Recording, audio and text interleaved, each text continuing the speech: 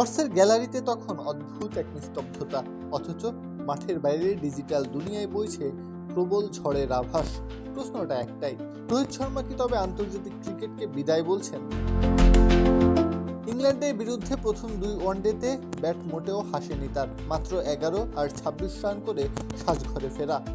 অমনি চারিদিকে শুরু হলো তীব্র সমালোচনা। সংবাদ মাধ্যমের একাংশ দাবি করলেও ফর্মে না থাকায় তাকে বাদ দেওয়া হতে পারে ইংল্যান্ড সিরিজ শেষ হলেই। কেউ বা রটালেন তৃতীয় ওয়ানডে খেলেই হয়তো ব্যাট তুলে রাখবেন এই হিটম্যান।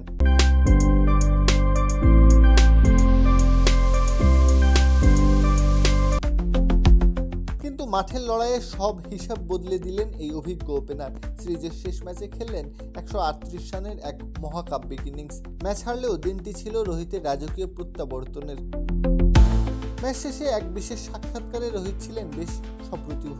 সকল গুঞ্জনে জল ঢেলে সাফ জানালেন বাইরের কোলাহল তাকে বিন্দুমাত্র ভাবায় না। তিনি নেতিবাচক কিছু ভাবছেন না এখনো। তার মতে, যতদিন খেলবো সমালোচনা থাকবেই। আমার কাজ ব্যাট হাতে দেশের প্রতিনিধিত্ব করা।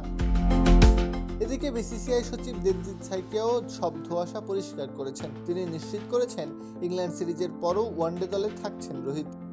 এমনকি অধিনায়ক শুভমান গিলও ড্রেসিং রুমে এমন কোনো আলোচনার কথা উড়িয়ে দিয়েছেন। আগেই টি-20 আর টেস্ট ক্রিকেটকে বিদায় জানিয়েছেন রোহিত। এখন তার একমাত্র লক্ষ্য 2027 ওয়ানডে বিশ্বকাপ। শৈশবে সে আরাধ্য সোনালী ট্রফিটা জিততে এখনো সবটা দিয়ে লড়তে প্রস্তুত এই ডানহাতি ব্যাটার।